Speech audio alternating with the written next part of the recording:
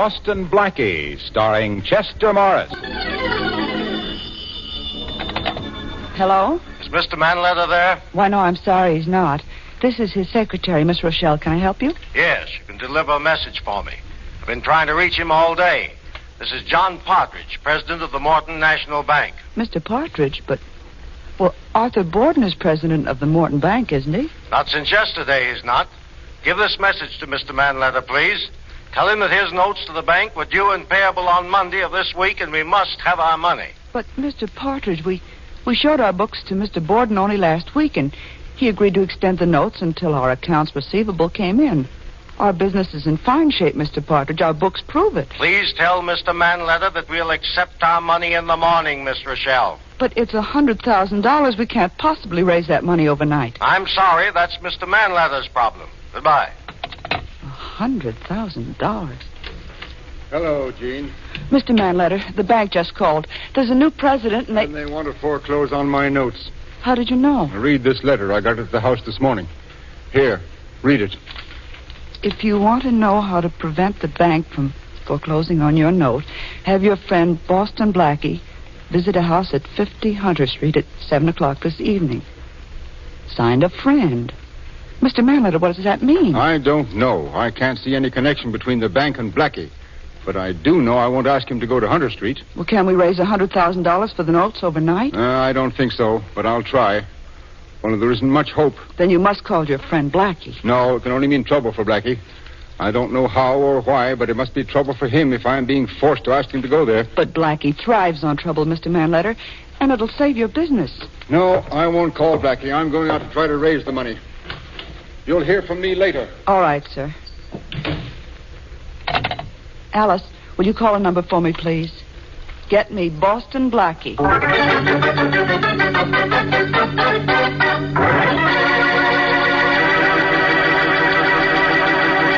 Get me Boston Blackie. 4 words that the weak use to call their champion. Now, meet Chester Morris as Boston Blackie.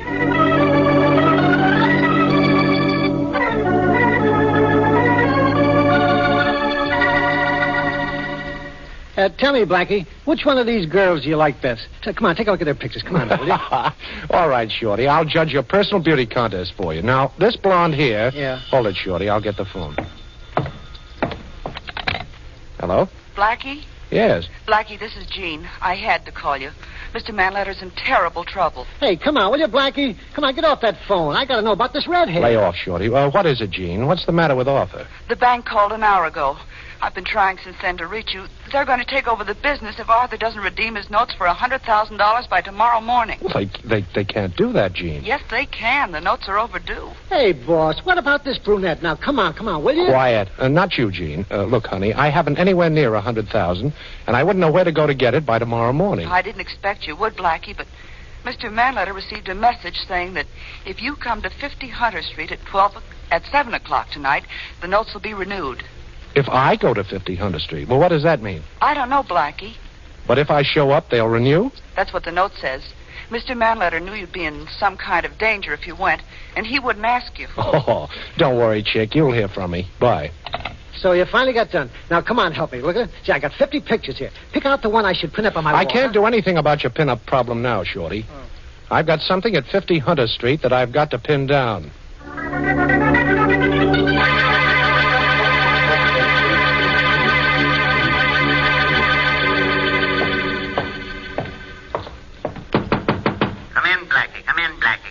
Hey, what is this? Sounds like a record. Hey, you behind that desk. You in the mask. What is this? Come on, talk. First of all, Boston Blackie, don't try anything foolish. There's one of my men behind you with a gun. And now that you've turned around to see, let me tell you that you are listening to this recording which I made, because I don't want you to know what my voice sounds like in person. A record, huh? Well, personally, I prefer Harry James. Blackie, I want you to listen carefully to what follows. Have you anything to say? Sure I have. I hope you'll... Oh! Okay, boss. Take the record off. He's out cold. I hope I didn't hit him too hard, boss. There's no sense killing him. The law is going to do that for us very soon.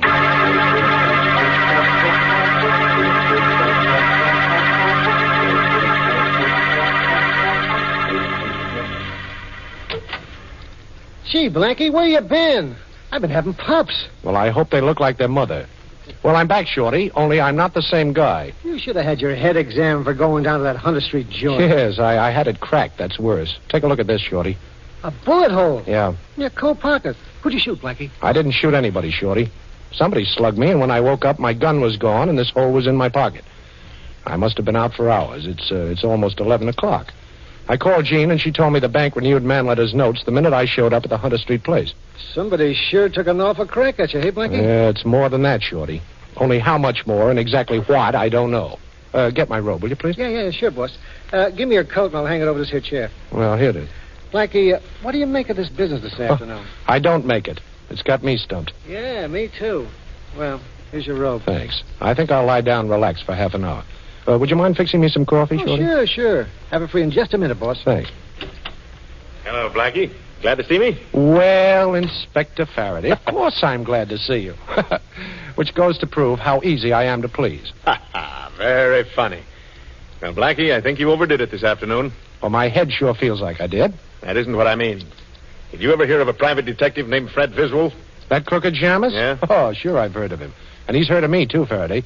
I got the guy's license suspended when he tried to blackmail me. A couple of friends of mine, last year. That's the guy. He didn't like you, Blackie.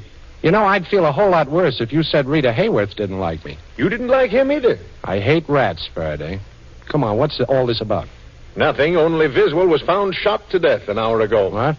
I'm taking you in for his murder, Blackie. Now, let's get going. Now, look, Farraday, you've done ridiculous things every day of your life.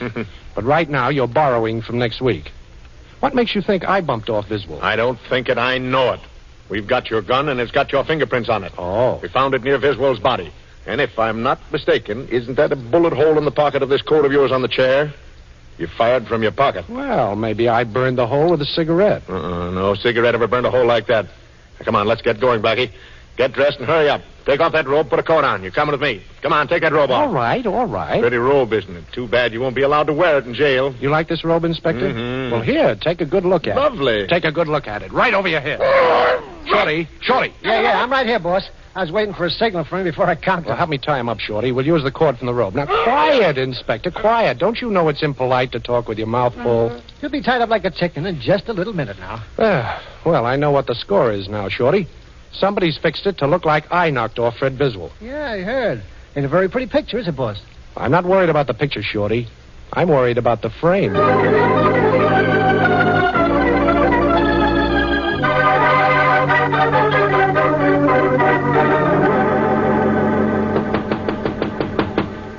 Who is it? Who's there? Let me in, Jean. Hurry. It's Blackie. Blackie. Oh, thanks. I'm sorry about coming to your apartment at this hour, Jean, but I couldn't reach you on the telephone. Well, they closed the downstairs switchboard at midnight. Oh. What is it, Blackie? What's wrong? I need information, Jean. I need all you know or can remember. There's some connection between a private detective named Fred Viswell and somebody at the Morton National Bank. Now, who was it that spoke to you on the telephone? The new president. Oh. His name is John Partridge. Well, that's the man I'm going to see. Faraday's on my trail again, Jean, and I've got to clear myself. Oh, you'll never be able to get into the bank to see Partridge, especially if Faraday has a dragnet out for you. As soon as you show up, they'll throw you in jail. Oh, and don't worry. I'll figure out a way to get in to see him. But if I don't get anywhere with Partridge, I'm a dead duck. Good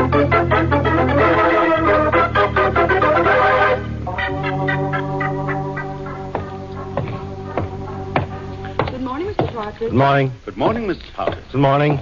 Oh, I left your mail on your desk, Mr. Partridge. Thank you. I'll be in my office if anyone wants me. Don't open your mouth, Partridge, or this gun will shut it permanently. Why? What do you want? Aren't you one of the special police that protects the bank? Oh, well, don't let this uniform fool you. I wore it just to get in here. And keep away from your desk. You know, I'm allergic to the sudden pushing of buttons. Ah, that's better. Now, do you know who I am? No. I'm Boston Blackie. That doesn't mean a thing to me. Oh, I think it does. You called Arthur Manletter's office and told him the bank wouldn't renew his notes. But he received a letter saying that if I were to go to 50 Hunter Street, the bank would renew. Maybe you know what you're talking about, but I don't. You've got to be the man behind a pretty shrewd frame-up, Partridge. Unless you're acting on somebody's instructions. Now, which is it? You know that if I raised my voice, you'd be shot dead by the bank guards before you could go through the front door? Well, I'd have company, Partridge, believe me. You. Inspector Farraday thinks I killed a man. They don't hang you twice for double killing. Why was I framed for the murder of Fred Viswell? I don't know any Fred Viswell, and I don't know anything about any telephone call that was supposed to be made by me to Arthur Manletter. Oh, you don't, huh? How about the renewal of Manletter's note? There never was any question about renewing Manletter's note. His credit is excellent. The note was renewed by me personally at 10 o'clock yesterday morning with a notary attesting to the time. And that was certainly long before my alleged phone call. Oh, you played it cozy, huh? You knew Manletter would call me, so you bluffed him. How long are you going to make me stand here? Can't you see there's nothing I know that can help you? Why don't you go? I will. I've got another stop to make. But the minute I leave this office, you'll call for help, of course. Of course. Oh, but you're not going to. You know, the only way you can do any calling, Partridge, is to talk in your sleep.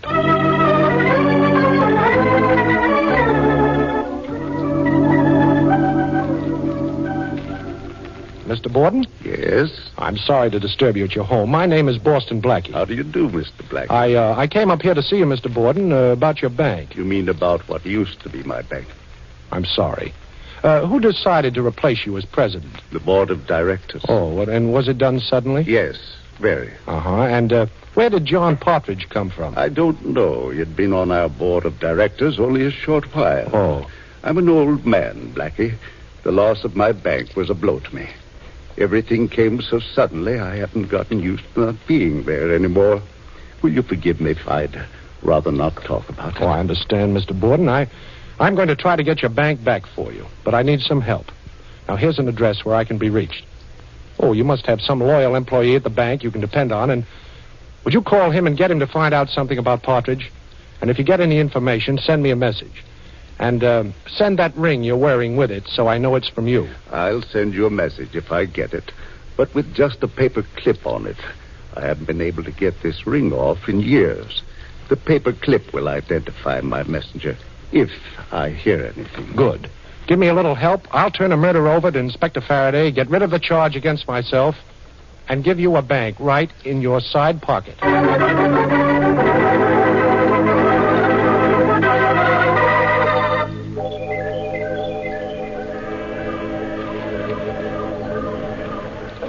We've got to stay down here at my waterfront hideout during the day, Shorty.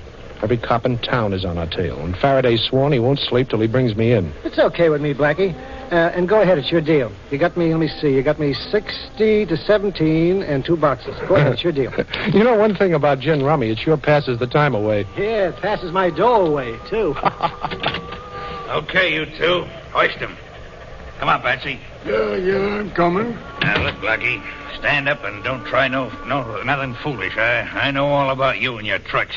Well, I wasn't exactly going to ask you to pick a card. Who are you? A guy who ain't going to be outsmarted by you. Oh? Tie the little guy up, Patsy. Yeah, I'll tie him up good, too. Don't talk.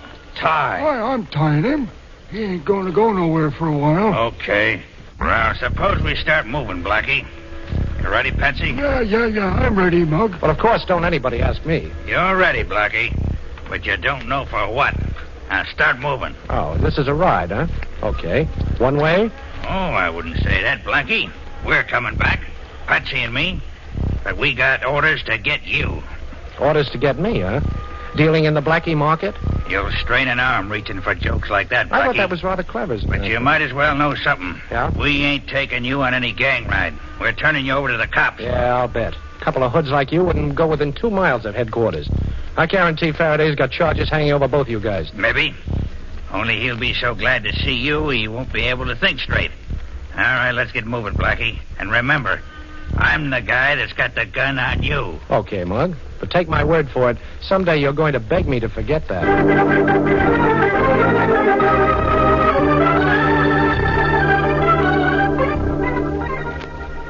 Blackie, there's something natural about the way you look behind bars. Yeah. They look good on you. Oh, thanks. You've got no idea how nice it is to see you sitting so sweetly in that cell. Now, Faraday, listen. I didn't knock off Viswell. No kidding. Oh, of course not.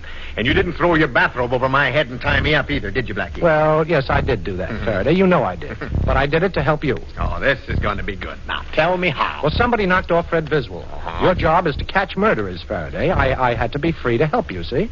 Blackie, you should have been a lawyer. Thanks. Only you're overlooking a slight something. Your gun. Your pretty little gun. With your fingerprints on it. And a slug from it in Viswell's head and a bullet hole in your coat pocket. Nobody else killed Viswell, Blackie. You've got no alibi. You hated the guy and your gun did the job. Looks like kind of a perfect job to me. This is a frame-up, Faraday. Now, you've got to do something you've never done before. Oh, what? Use your head. Look, you're in jail, Blackie, and you tell me to use my head. Don't you think this is a spot where you should use yours?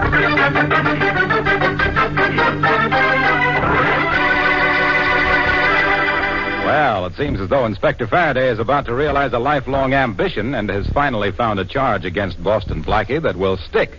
However, that remains to be seen, of course. And now back to Boston Blackie, starring Chester Morris. Blackie is in jail. Inspector Farraday knows that it was Blackie's gun that killed Fred Viswell, and Blackie can't clear himself while he's in prison. Into the cell block where Blackie is being kept walks a young lady. The policeman at the end of the corridor said I could come in and talk to all the other policemen in the whole jail, and you're the other policeman, so I thought I'd come over and talk to you. All right, miss. But about what? About the ball, of course. Everybody knows about the ball. What ball? The ball we're giving. But I'm selling tickets only to policemen. Well, now I've heard everything. Selling tickets to policemen for a civilian's ball. How much are they? $1. But the policeman at the end of the corridor said that if I came up here... Here's $1 and keep the ticket. And the next policeman is right down past this row of cells. Go bother him, will you, please? Yes. And don't tell me that bag you're carrying is full of tickets. There aren't that many policemen. Oh, you're so silly. Of course not. I always carry a bag. It makes me look as if I'm always about ready to go someplace. Well, you can go right now. I'll unlock the door. You can walk down the corridor till you find another cop at the end of it. His name's Murphy. Isn't every policeman? Oh, I don't know. All right, go. Go on, miss. Right down the corridor. Don't mind them mugs in the cells.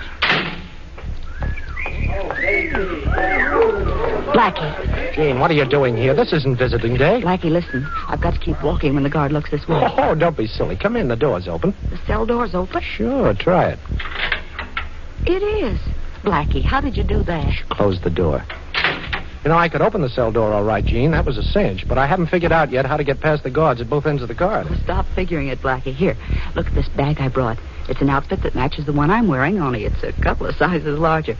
Put it on, quick. What, and leave you in the cell? Oh, nothing doing, honey. Oh, I'll go out the door I came in, Blackie, and you go out the other one. Only hurry. The guard might get curious. Okay. Well, it won't take me a second. I'll first roll my trousers up, and then on with the dress. Oh, you brought a wig, too, huh? You think of everything. Can I get into these shoes? Sure you can, and hurry, Blackie. Yeah? Don't forget your hat. Say, it's a cute one. All right, zip me up, will you? All set. There. Oh. Now just walk out, Blackie, and tell the cop at the end of the corridor. His name's Murphy. Tell him he ran out of tickets. Can you talk like a girl? Who, me? Of course I can. Oh, you better not talk. Bye, Blackie, and luck. Meet me back in my apartment. Oh, thanks, Gene. You're wonderful. See you later, Blackie. You look awful cute in that outfit. Watch out for the wolves. Oh, not me. For once, I want to be on the receiving end of a...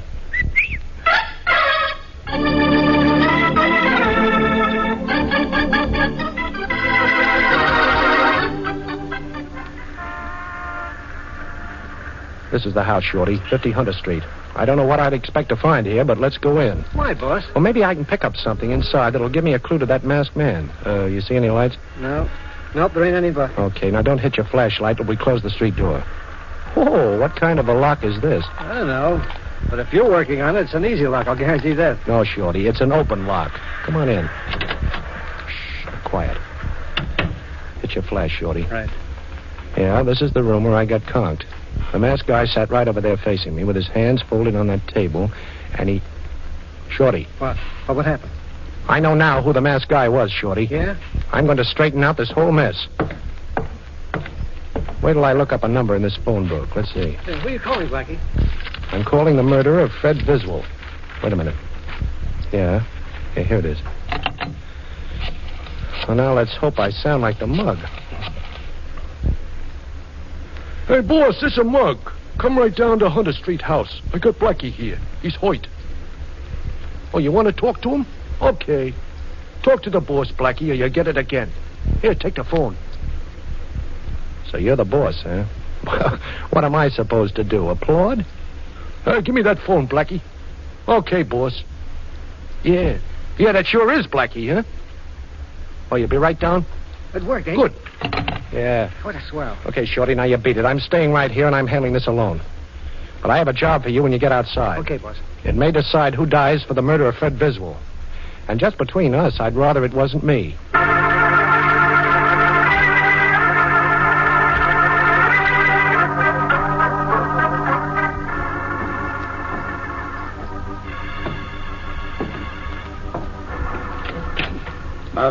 Mug, are you in here? Mug, turn on the light. It's dark. I can't see you. Turn on the light. Here's a light, Mr. Borden. Right in your face. Boston Blackie. That's right, Boston Blackie. You had a very nice frame-up all fixed for me, but I think you're going down to explain it all to Inspector Farraday now. Do you? Well, I don't. So the phone call to me was a gag, eh? I might have known it was one of your tricks, Blackie, but I didn't. No harm done, though. I'll just leave. Oh, just like that, eh? Mm-hmm. And don't think you can threaten me, Blackie. As long as I'm alive, I'm a potential alibi for you. Only you and I know you didn't kill Fred Viswell and that I did.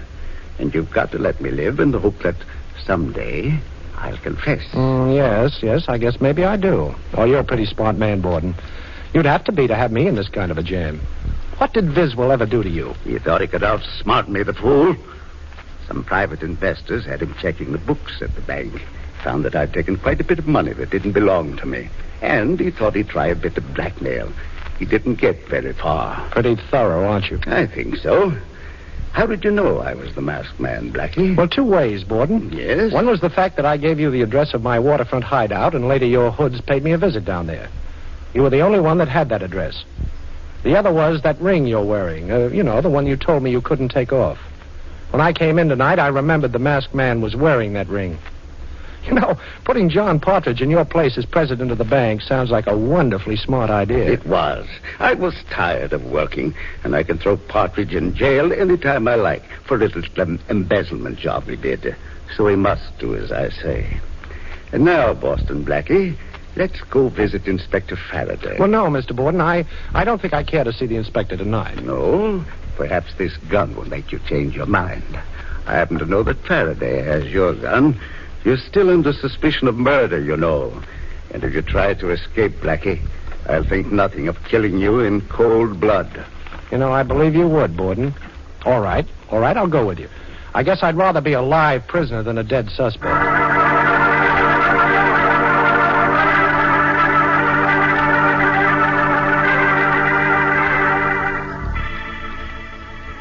Here's Inspector Faraday's office, Blackie.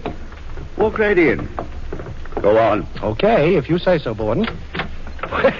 Hello, Inspector. Say, look, don't you ever sleep? Hello, Blackie. I've been expecting you. You're a little late. Would you mind telling this gentleman in back of me to get rid of his gun, please, Inspector? He doesn't realize that it's impolite to point. His name is Arthur Borden. Okay, Mr. Borden, I'll take that gun. Certainly. Here you are. Well, looks like I've got a first-rate murder suspect right here in this room. It certainly does, Inspector. Going to lock him up? In just a minute. In fact, I might as well do it very legal and proper. Arthur Borden, you're under arrest for the murder of Fred Viswell. What? Me? Why, Save it. I wish it was Blackie. Only it isn't.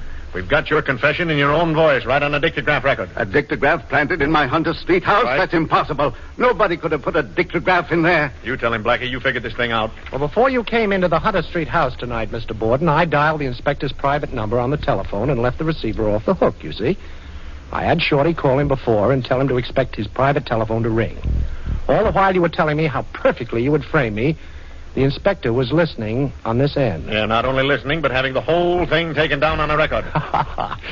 Say, Inspector, I did you a favor, didn't I, by turning up Viswell's murderer? You did yourself a bigger favor, but what's on your mind? Well, I'll tell you, Inspector. Shorty told me you have Jean Rochelle booked here. You said it, Blackie. She helped you escape from jail. Well, maybe she did, but if she did, I brought you in a murderer, so you certainly owe her a favor, too, right? Oh, maybe. What do you expect me to do, let her go? Sure. You've held her long enough. Now it's my turn.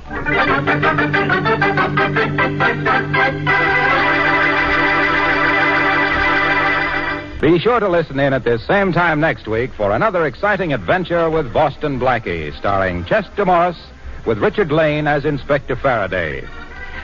Original music for the program was by Charles Cornell. This is Harlow Wilcox speaking and wishing you all a very pleasant good night.